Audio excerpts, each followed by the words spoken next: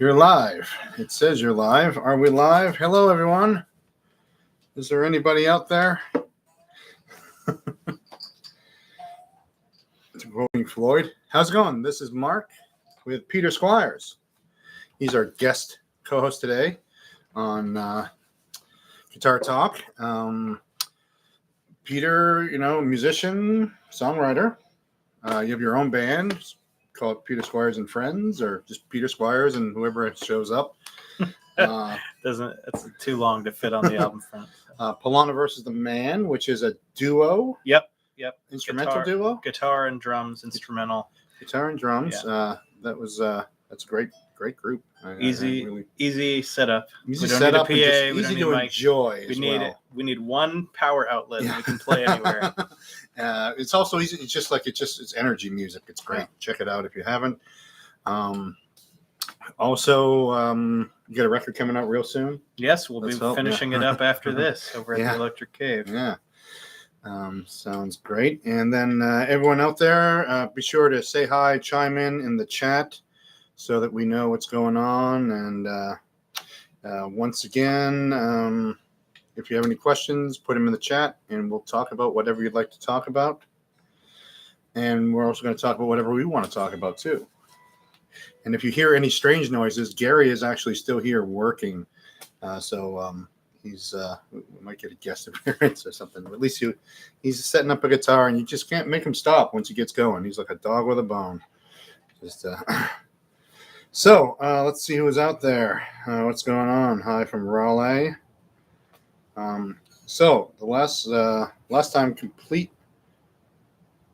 Hey, so I said last time, Complete Famine is selling weird vintage Japanese guitars. In the past 3 days, I've sold 3 and have gotten many messages, up from 0 in the past 2 months.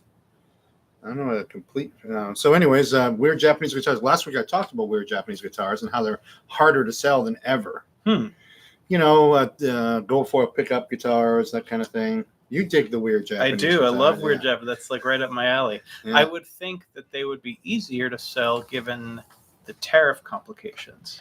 I know that when I'm searching for instruments now, I'm very careful to only buy them from U.S. sellers because I just don't want to deal with import duties or whatever. Oh yeah, there's that too. Yeah. There's It is not as easy as it was to.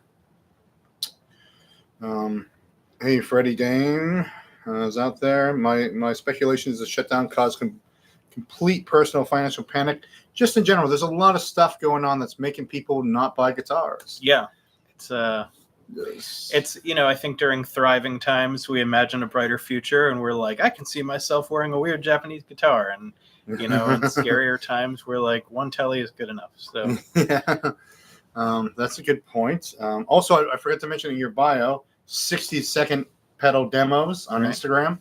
Go and like it, but not yet. Go after this is over, and or pick up your phone. You're on multiple devices, I'm sure. I have not posted a new demo in quite some time, but there's hundreds and hundreds up there. So the idea is to enjoy. Just a quick, no talking, just running through the. I lack all the other requisite skills to make online content, so I decided to choose a format that would require no editing or any sort of manipulation other than hitting record and putting a pedal through its paces for a minute. And there are some pedals that take more than a minute to do, and I generally just don't do demos of those pedals or don't do very good demos of those pedals. But the 3 or 4 knob pedals, I can usually get most of the gist in a minute or so. Yeah. What's that sound? Oh, that's scary over there. I'm a fan of the old Cortez, and I own several. Have you seen the Cortez? I feel like I've seen one Ibanez. Here. We had 2 here, I think, over the years since I've been here. And they have that thing that some of the Japanese guitars, I don't know if you notice, they look like humbuckers, but it's actually a single coil pickup with a humbucker cover. Yeah, I have seen that, and I like that. Yeah, it's an interesting. I feel like my preferred humbucker configuration is a single coil at the neck and a humbucker at the bridge. Mm-hmm. But if you had a humbucker shaped single coil, that would kind of fit the bill well. The Neil Young. I actually have a mini humbucker because I had a deluxe and I put a P90 in the neck. So I went to the opposite way. Neil Young had two P90s in a very early Les Paul, and he put a mini humbucker in the bridge, or someone did. And so I had two mini humbuckers, and I put a P90 in. There you go. But it is the same. And you get three distinct sounds. That's the kind of cool thing that there's no crossover. No wondering which pickup you should be on. There's like three. And the middle position is usable. Right. Without sounding like the Allman Brothers. I have a Ibanez, what's it called? Not a Roadstar, maybe. And it has a single coil in the neck and a humbucker in the bridge. Yeah. And when you switch it in the middle, it actually sounds like both of the pickups are on rather than some random third sound. It's like, and that's what I'm really looking for, is the kind of like the attack of the single coil with the fullness of the humbucker. Yeah, that's a good point. Roadstar is good guitar. Heavy usually. Is it heavy? Not this one. A lot of them I come across have been heavy. That's a kind of 80s made in Japan thing. They're still pretty affordable, I think. Yeah, they are actually. Yeah. Then the Kramer. There's some Kramers. My first guitar was a Kramer. I think I spent $90 on it, and I think you can still get them for that. Did it barge into your house and steal the food out of your fridge like Kramer? Oh, hello from Lancaster County is a usual. Yeah, PA, all over the world and all over the U.S. My first girlfriend in college was from Lancaster, PA. Oh, okay. Maybe that's probably her. Yeah, she's a big fan. What do you think of the line of Jangle Box effects pedals? You know anything about those? I'm not familiar. Nor am I.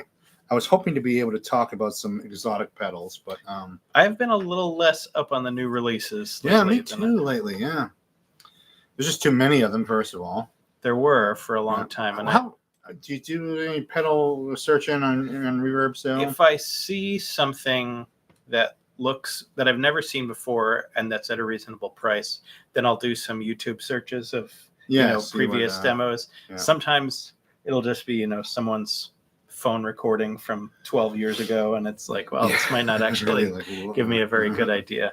I feel like Reverb, or maybe my Instagram algorithm, has figured out what I want to see.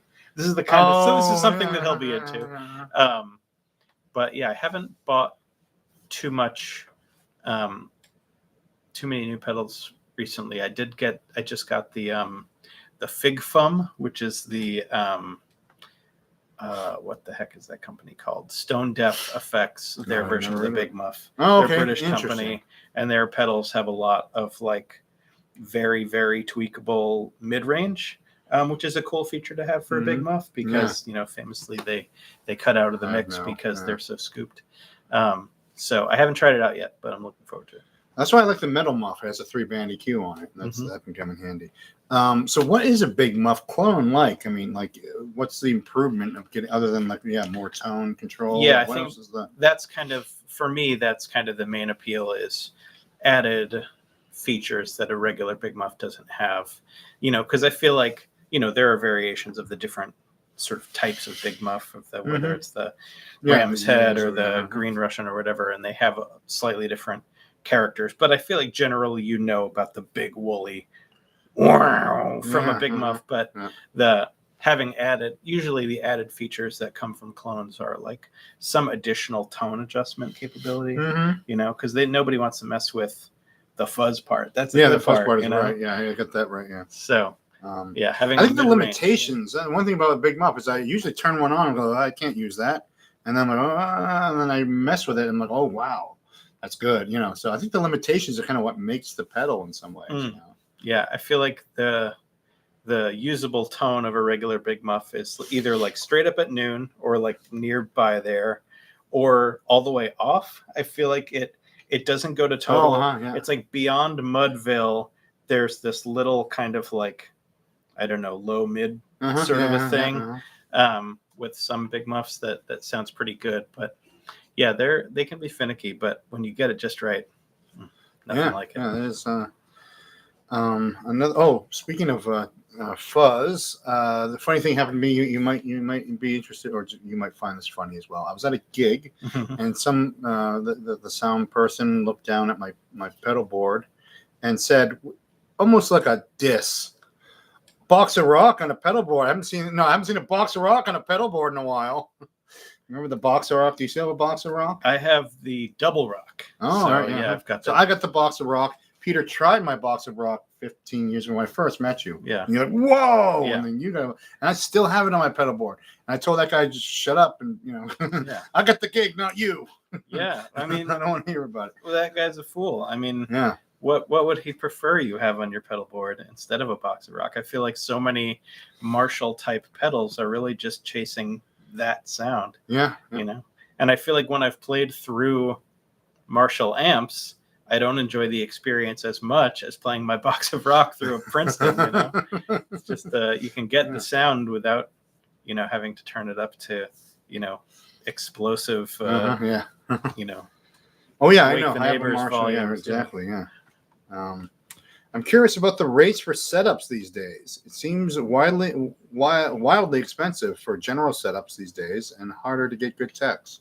You could always learn to do it yourself.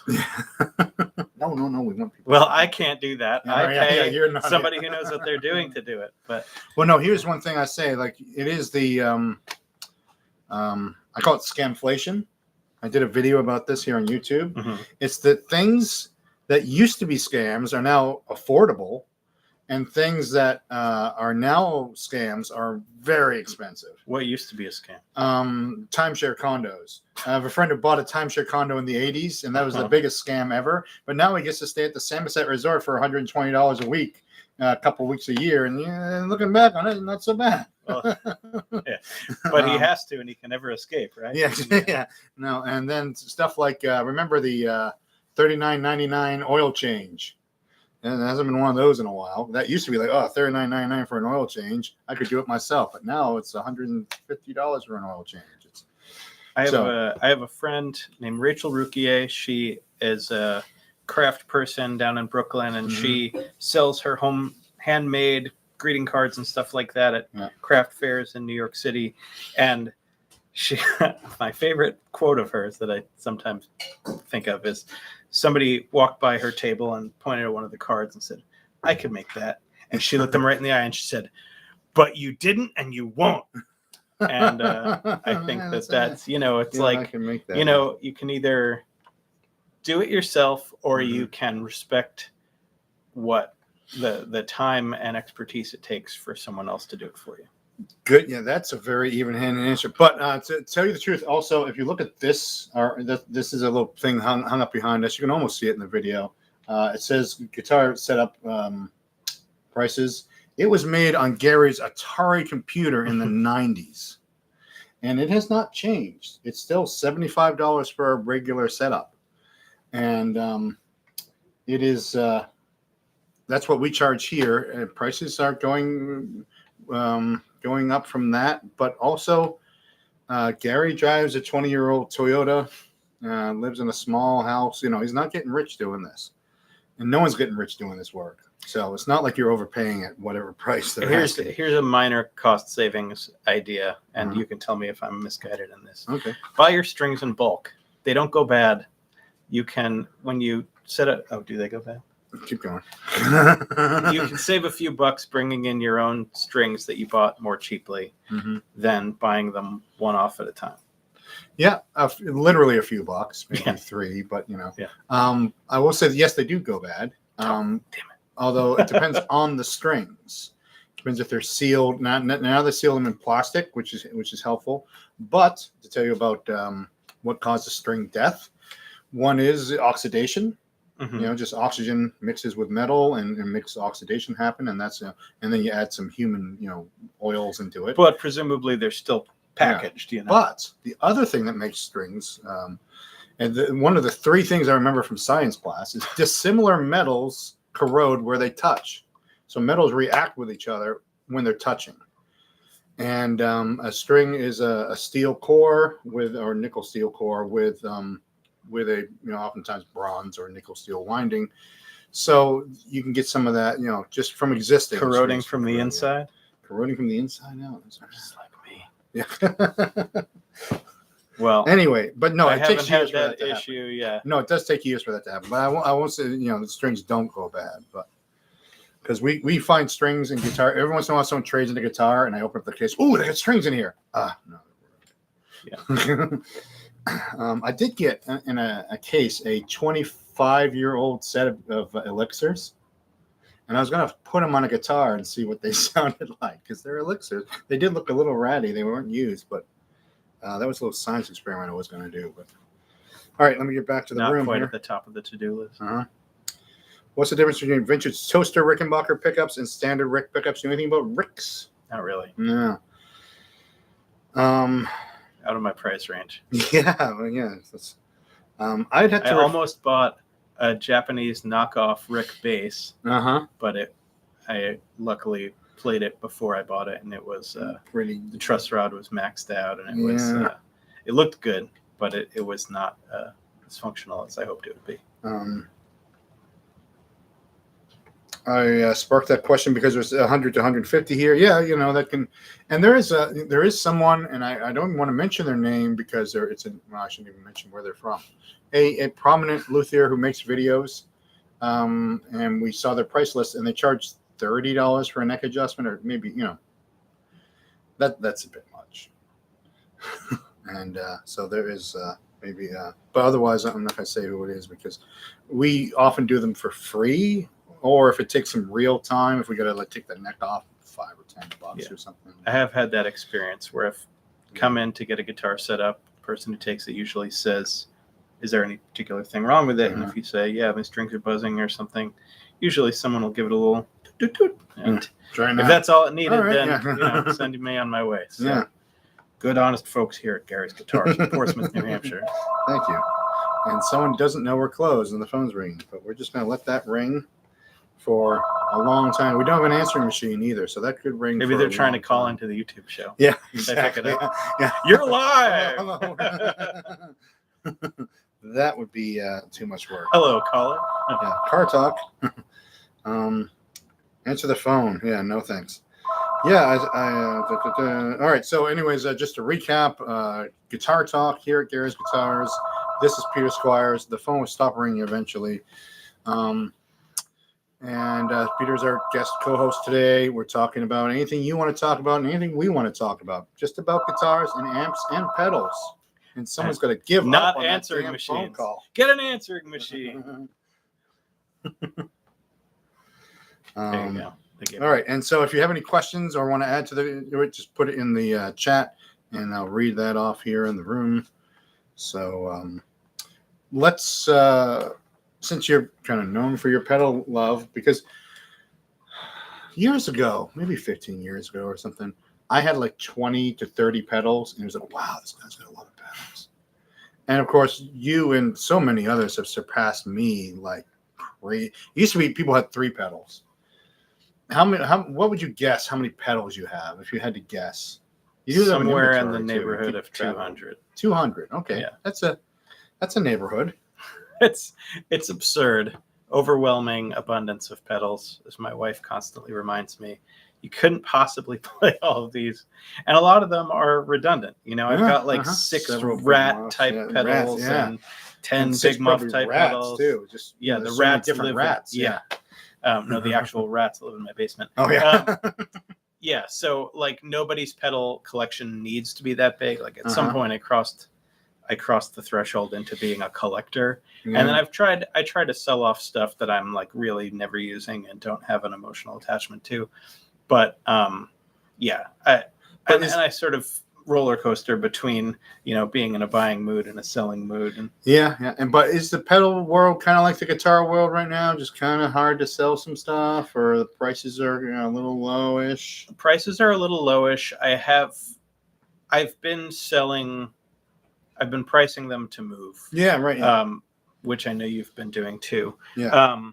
But I really only sell pedals at this point because I feel like pedals they're just easier because you can ship them cheaply, relatively cheaply. And, I would make a few bucks, lose a few bucks. Yeah. It's like all comes out close enough to the wash. Whereas if you buy a guitar or an amp and I don't end up liking it, then it's like, it's a real hassle to get rid of it, and you'll probably lose substantially more than that, Yeah. Or I certainly have. So with pedal buying and selling, it has just felt like a less risky proposition, and that's how I ended up with so many of them. But yeah, especially during the pandemic when I had nothing else to focus on, and I really was leaning into the Instagram channel, then I was getting a pedal shipped to my house almost every day. Yeah, you just sit in front of the computer working from home. Yes. Right. What do you think of the digital models and captures of analog pedals? Would something like the Helix give you most flexible pedal board? It probably would. I'm not an elitist about digital versus analog in terms of what creates the sound, but I think really what it loses some of the appeal of like opening a new toy, and playing, moving around your blocks, it's not like there's some like guttural childhood thrill to like playing with your thing and like moving your pieces around and swapping one out for another one, and that's just like, it's a lot more viscerally satisfying to do that with an actual physical thing than it is to like reprogram your box. And I don't really like press this button, hold this button, and press or like connect it to the app. I have never connected a pedal to an app. No, I haven't either. And also I do think that those modeling things are 90% there, but still not. And some people, like touring bands are using them more and more now, because you don't need a van anymore. You can put it on the trunk of a car if you're not carrying amps. Way less things to go wrong, and they're functionally. Oh, unless it completely goes wrong. That's the thing. Right? And you're doomed, and you're plugging them into a direct box, and that's not good. No. But I'd have to say that I don't think there's still something, especially like when we talk like Boxer Rock. That thing's unpredictable. And so sometimes I'm like, this is where the knob was last time. You kind of dial it in every time, and then sometimes it's like, this thing is cooking tonight, and sometimes it's like, it's not quite happening right there. So some pedals are like that, but I know a lot of people. I mean, I would say a not insignificant portion of the pedals that I bought were from people who downsized to it's happening. A Helix box, and they said, or a whatever Kemper, and then I'm selling my whole pedal collection, and I was like, I'll take them. Especially if you want to give me a batch discount. Yeah, the same thing with the digital amps. They weren't an acceptable alternative until recently, and now they're all right. I hate to say it. We got the Princeton Tone Master over there. Yeah, you're a big proponent of the Tone Masters. I hate to be known for that too. That's because like I also have 22 tube amps and one digital amp, and I end up talking about it too much. Now, if you could use one pedal, what would it be? If you could only use one pedal, is there one indispensable or one pedal that could satisfy you? I would probably choose the Rat because it sounds good at low gain and it sounds good at high gain, and that's all I need. I have an answer for that, but it's a cheat as well. Electro Harmonics has made a soul food / reverb there. What's reverb? Holy Grail. Yeah. In one pedal. And it's like, I could get by with that. You could. I might also choose like a Distortion Plus, MXR Distortion Plus. That's why I used to, when I had one pedal, that was the one. Yeah. That's another one that, or the DoD 250, which is kind of the same thing, where it sounds good at low gain and it sounds good at high gain. Yeah, I use mine mostly at low gain, and I remember that one the one in the case it's set to where I used to set mine. Yeah, that's it. Just so when you turn on, do that up a little, every time you see one of those. Yeah, pedals. Just I gotta put them right in the yeah. So the makeup volume almost all the way up and the gain down. I remember using 9-volt batteries to power one or two pedals on the floor in front of me. That's how old I am. Yeah, and the disaster of realizing you left your pedal plugged in overnight. Oh God, where am I getting another battery? And then having to take it out of the smoke detector. I'm 60 and finally sold my last amplifier, and now I have both feet in the digital world. I don't like having a whole lot of nostalgia for actual amps anymore. The sound has gotten so good. Yeah, we just talked about that too. A 3-piece pedal to me is already messy. Yes, I prefer multi-effects pedal boards. That with a wah-wah. So that's also like I have one of those Roland Boss. The Boss. It's got the ME50.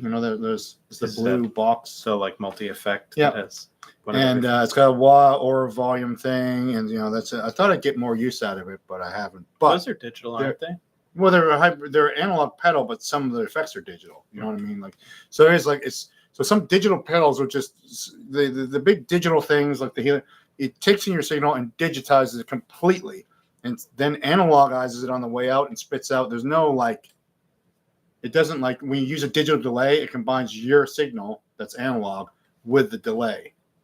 So just the delay. So just digital. The delay is digital, but this digitizes absolutely everything, and maybe that's why I object to it. The jam pedals. Oh yeah. Kookness Monster. That's cheating, right? Well, I think Jam, the guy who does Jam, is kind of famous for making custom pedals that are like there'll be like 4 pedals in one. Yeah, right. Where he'll make, basically fit your whole pedal board into a single enclosure, but it'll be like massive. I guess we're doing a lot of pedal talk today because that's what the room's. Hello from Germany. Most mods or videos of mods for Boss pedals have the large PCB.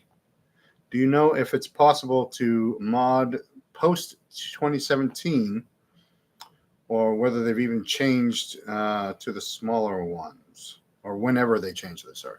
So after 2017, they're not using. So it used to be a board that was the size of the box, essentially. And you don't do any modding yourself, though, right? You just buy them. Did you buy modded, Boss pedals from JHS years ago, kind of thing? Or, I have a modded. Modders were. DS1.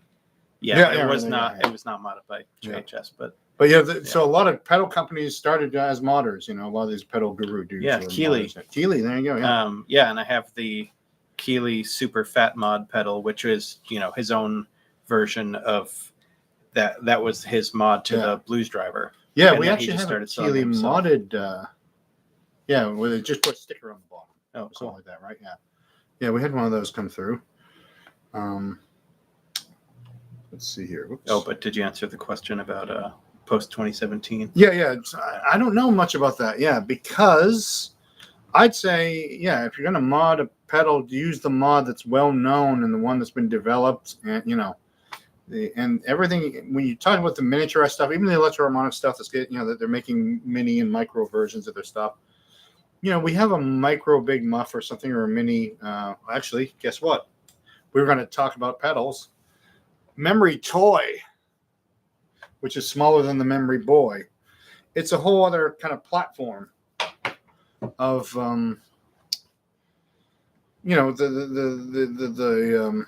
but they don't mod well because, there's a more sophisticated chip on there. There's less, surface mount capacitors and resistors as well. So, I'd stay away from anything. I use for my band Plan versus the Man. I use the Electroharmonic Switchblade Pro, which is a loop switcher where you can choose. You turn the pedal on and off, or you can choose channel A or channel B or both, and then it has volume knobs for each channel and a clean signal. Mm-hmm. So I use it because I split my signal basically to replicate having a bass player. Uh-huh. And it's a great pedal, but the problem I have with it is that the buttons are too close together. So invariably, at least once at every show, I turn the thing off instead of, when I'm trying to hit it to be like massive and huge, and instead it's like, so exactly. It's so disappointing when you're like going for the big rip and it's just clean. So anyway, I reached out to a company that does like custom pedal enclosures to see if they could put that pedal into a bigger box. Mm-hmm. And they said, we don't do electroharmonics pedals because they're too like specific, I guess. Finicky or whatever. You're like, to move because Because yeah, they are really heavily engineered now. But you can't argue with some of the results though. But yeah. No, it's a great pedal. It's my only complaint about it is that my foot is too fat for that. These two buttons just need to be like an inch or two farther apart from each other, and then it would be perfect. Hello from Newmarket, Ontario. There's another Newmarket, and it's in Ontario. We have a Newmarket next city over. So Keeley says he can't mod the new Boss DS1s. I believe that. Yeah. So that's been. Well, and also now he's just making his own. So yeah, there's that. Let's see here. That's another thing about modding is if you're doing it for the sake of like experimenting and learning, then do what you want to do. But if you're doing it because you're looking for something different out of the pedal that you have, there's probably a pedal out there that does what you're looking for, so just doing a little bit of internet sleuthing about other pedals that are that style that do the thing that you want to have happen. Here's a few interesting things that happened. Michael Krause said just now, oh no, he was the one who said that, but earlier he said IRs and impulse responses have been made modeling a lot better. Okay. And I'm not getting rid of my pedals. That's good. Someone said in the one pedal thing, someone said volume. Yeah. Okay. That depends on the amp you're using, I guess, right? Yeah. One pedal, someone said tuner. Yeah, that's a good pedal to have. The most helpful. Yeah, and just leave it on so that nobody can hear your stinky playing. What's the worst pedal in your opinion? The worst pedal? The DS1. No. The worst pedal. I'm not a fan of tube screamers, generally speaking. Oh yeah. I think they sound too nasal and honky, and I know that they're great for what they're great for, and maybe that's just not my thing. But I tend towards other flavors of overdrive. I might have to join you on that one. I have one of the pin power supply, like old tube screamers with a Mitsubishi chip, the one that everyone wants. I have it in my studio, and I don't think I've plugged it in years. I should sell that one. You should sell that one. If only you had a guitar store. Yeah, if only I knew someone who bought a lot of pedals.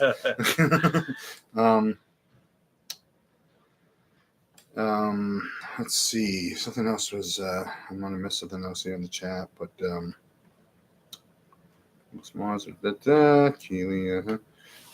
the guitar apocalypse really about oversupply, or is it more about cultural shift from players demanding less demand and different priorities? Okay, I think people are over, because when I talk about like, hey, guitar values are going down, once in a while in the comments someone goes like, well, whenever someone goes, it's simple, or it's that simple, or it's not simple, but they're like, old people are getting out of guitar and young people aren't starting guitar, so there's going to be so many guitars that we'll be they'll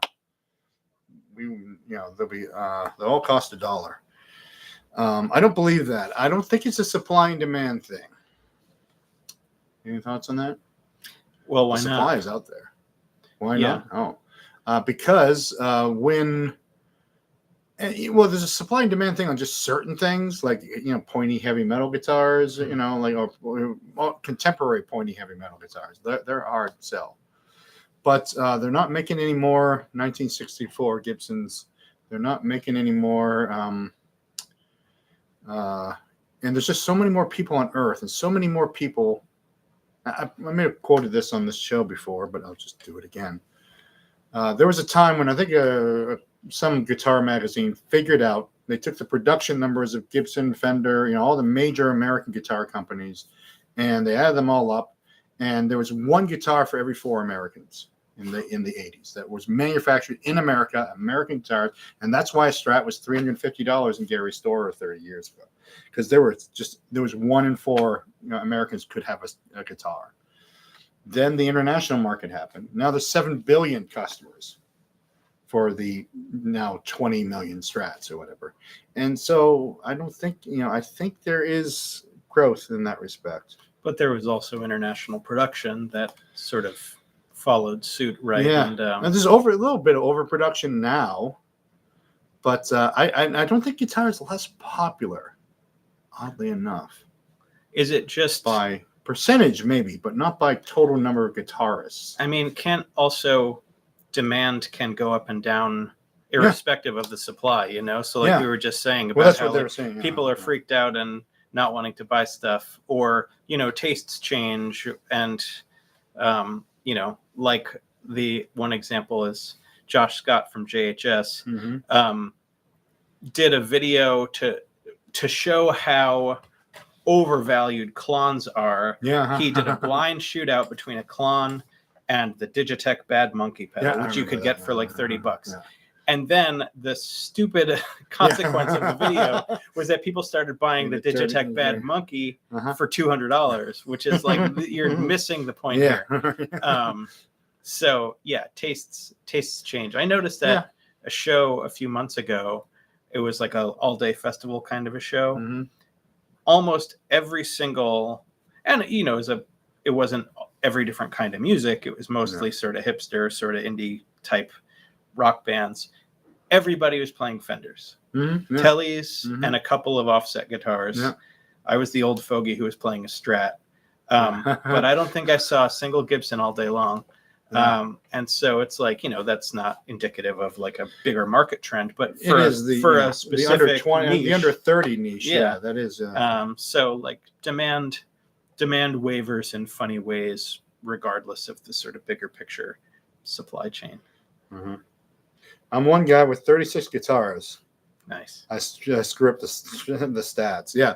Oh, there are people with hundreds of amps and storage bins and stuff like that. But I think you have to understand. And so that's the common thing that people say, like baby boomers are the guitar generation and it's over and they're all going to sell all their stuff and the market's going to be flooded. I don't quite see that.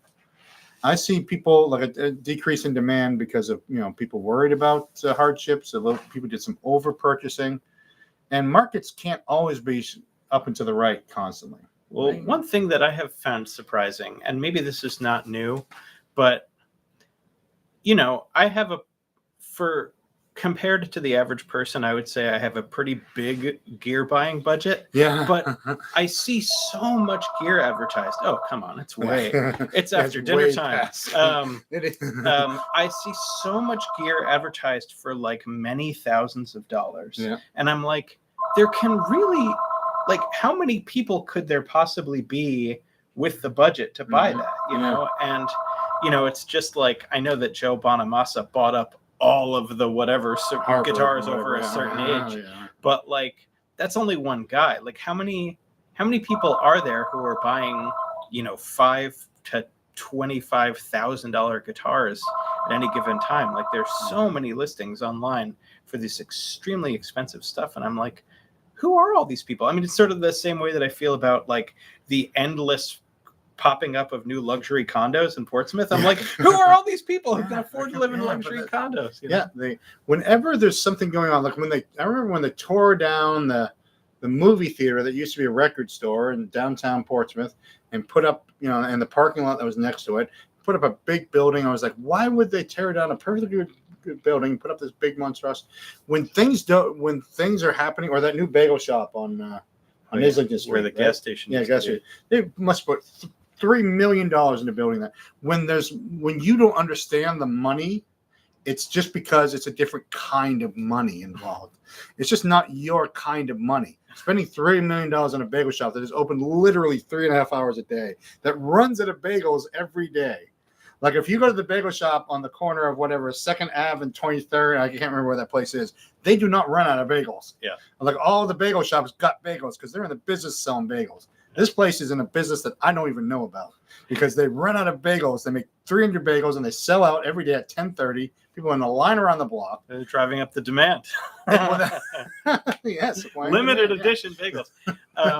My favorite example of that is in downtown Portsmouth, which is so expensive now that Starbucks had to move out. Yeah. There's an Oxygen bar that's literally open like 6 hours a week. And I'm like, this has to be a front for something. Yeah. So, but there's another kind of money that isn't our money and we don't even understand. And they buy Fender custom shop Strats and never play them, and they bring them in here and consign them.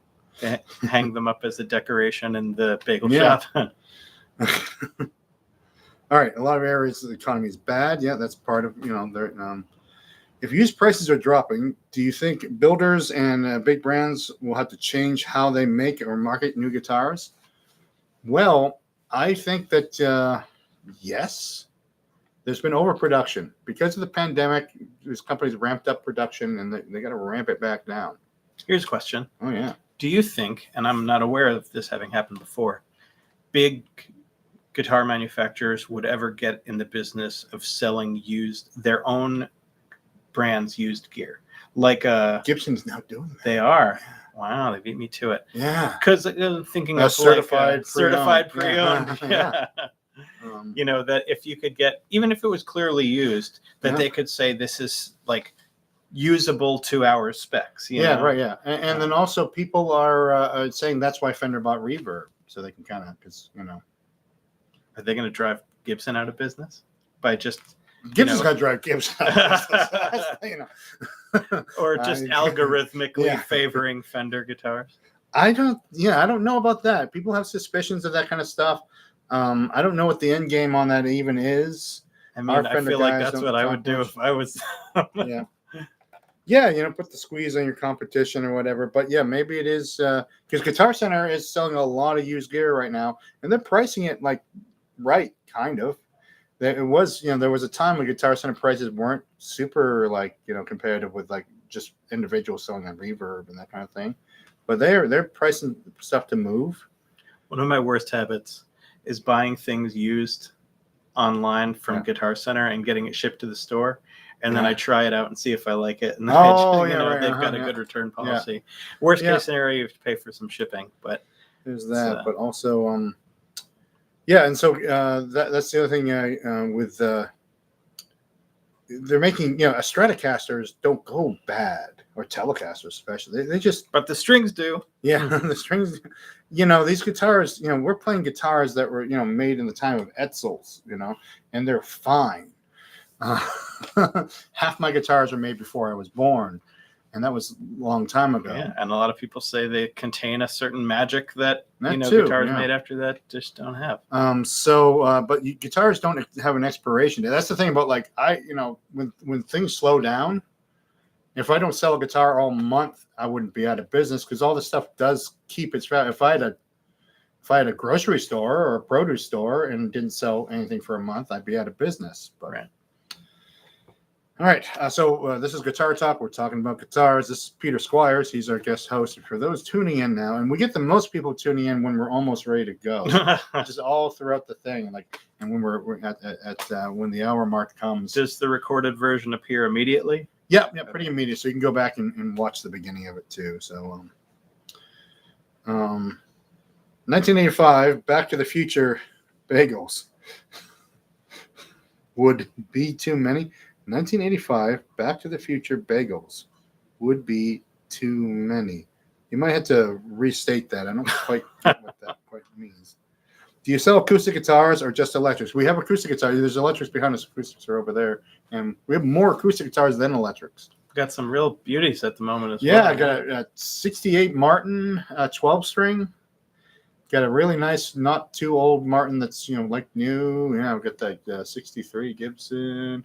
We got a 71 Les Paul. We got another, You should all note and appreciate that Mark never uses these videos to try to sell you stuff. Yeah, but I'm terrible at selling. If you're near enough by that you can come by, you should, because he's got some sweet gear in here at the moment. Yeah, well, thanks for that, Lil. Because there's some cool guitars. You can try them. You can play them. For serious, and he doesn't ship, so. Yeah, right. So you can get a deal too. For serious collectors, is the downturn a buying opportunity or a warning sign that the golden age of guitar guitar value is over? It depends if you're collecting as an investment or if you're collecting to have more stuff to play with. Yeah. If you just want to have it because you like having it, then yes, it's an opportunity to get stuff cheaper.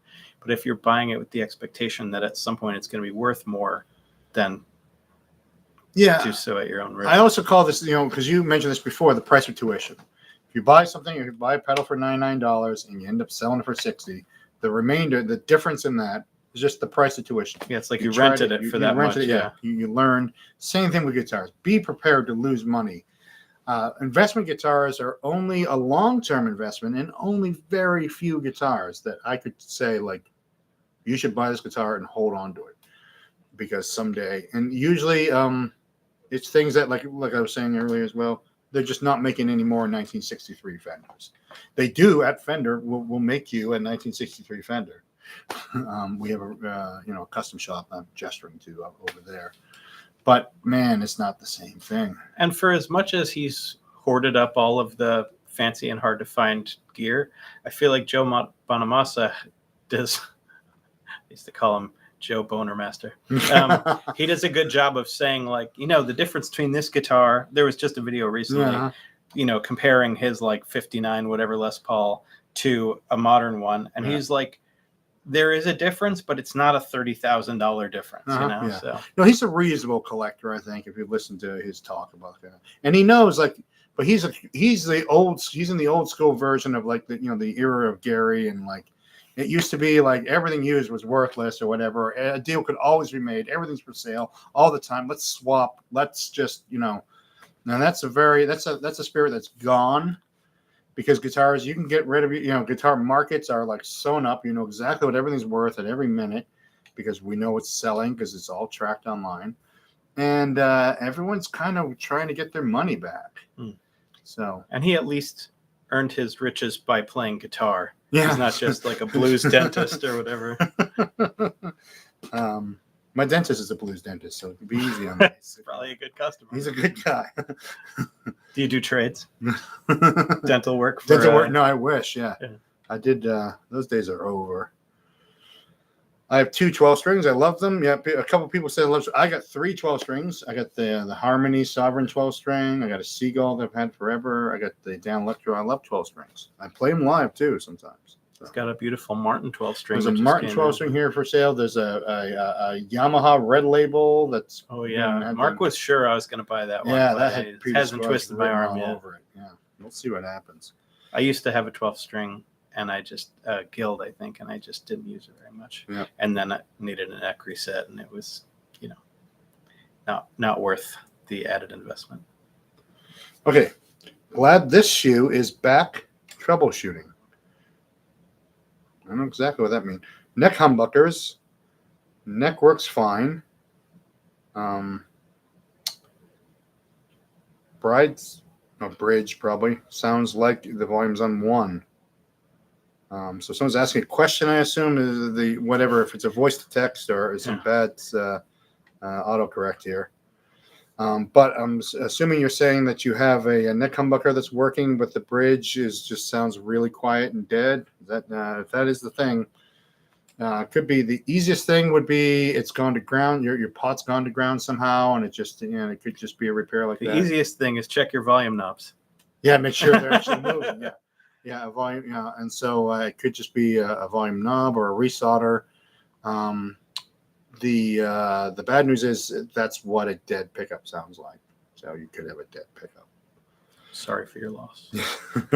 Yamaha Red Labels are better than new Martins. I don't know about getting that debate, but Yamaha Red Labels are special. They're very great guitars, and the new Red Labels are great too. We've sold a few here.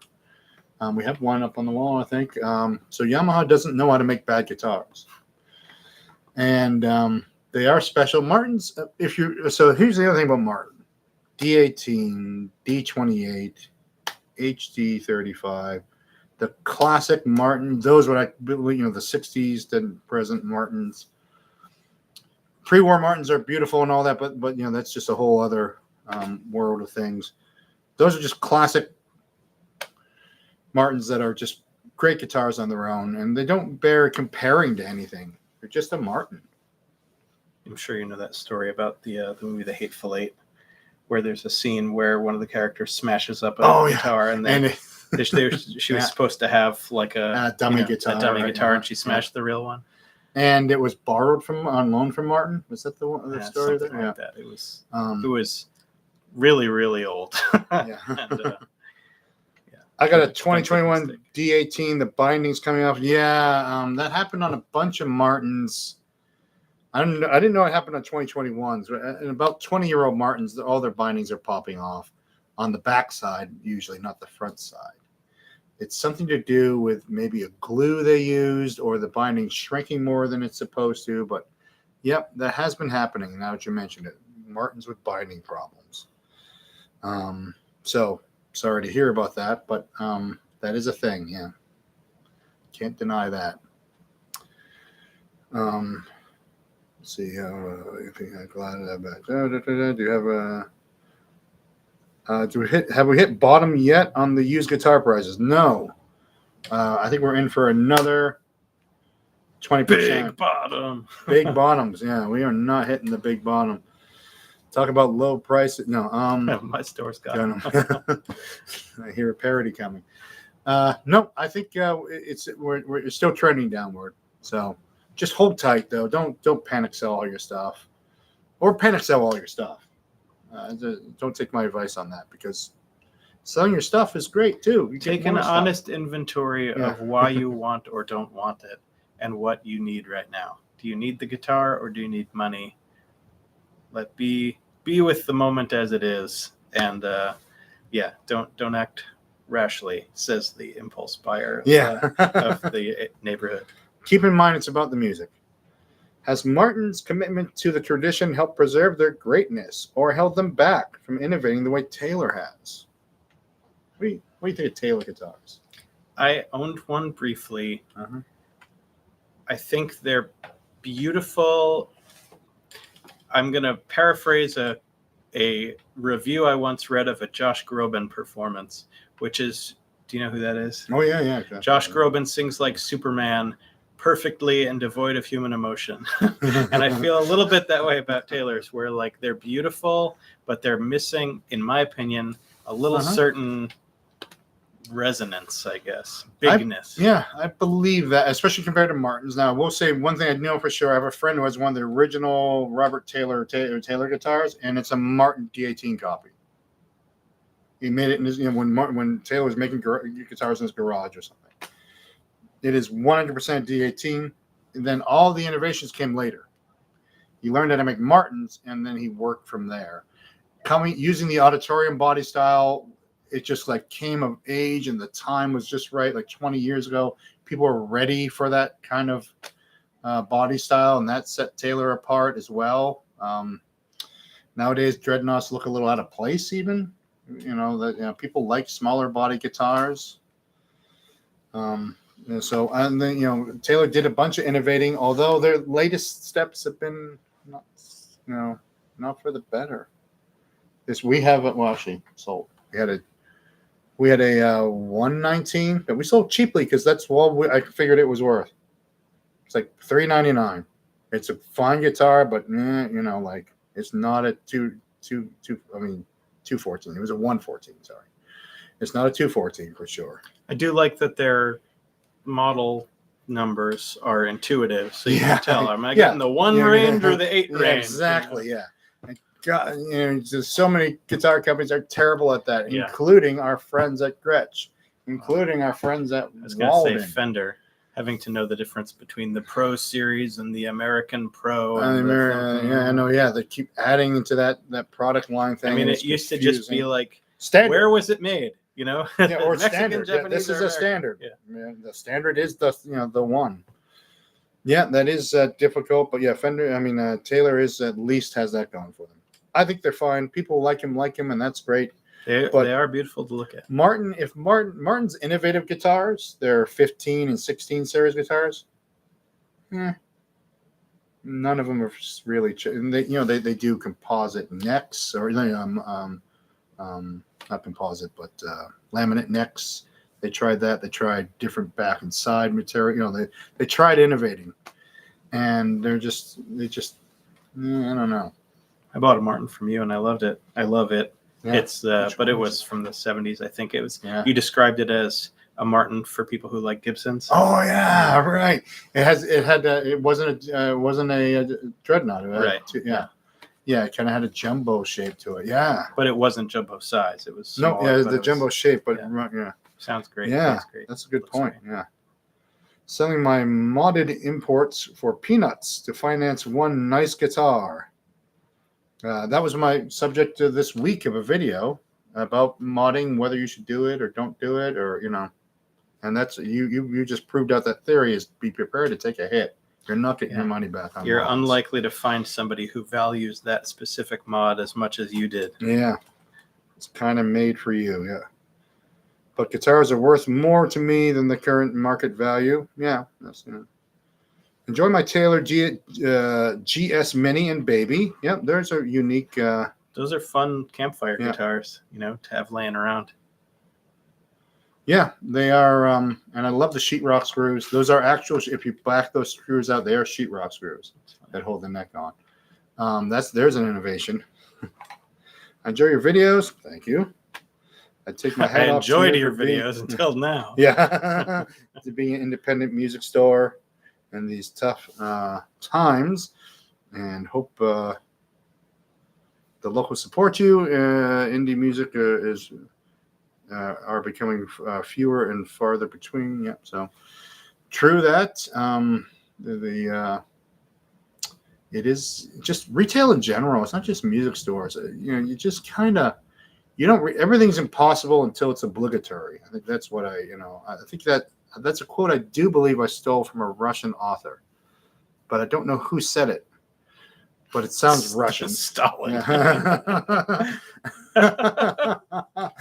We quite call him an author. He's a little more well known, not quite known for his writings as much as his genocide. But guitar plays you. Yeah. In the Soviet Union, guitar. You don't play guitar. Seizing the means of production. Yeah. So that. But the point of that is that.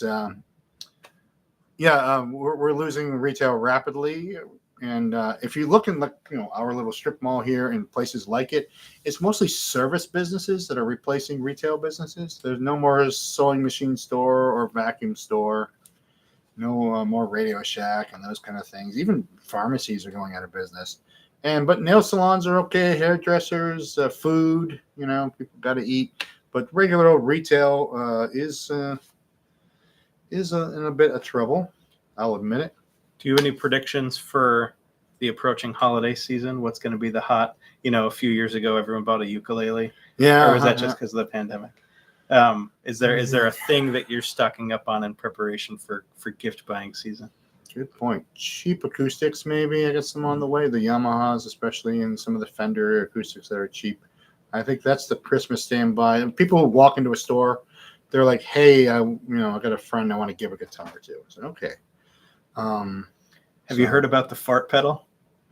I've heard about it. Yeah, tell me more. It seems like it was something that was made specifically for me, but I just can't bear to spend $200 on one joke, But seeing the demo videos of where they surprised people with the fart pedal and giving it to them in a blank enclosure and being like, try out this cool new pedal, and then they strum and it goes, it is hilarious, and I will watch those videos endlessly. All right, well, check out the fart pedal.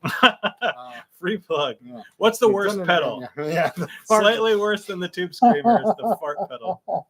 So that's useful, but more fun.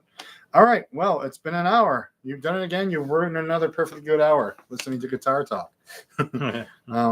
Thanks for watching.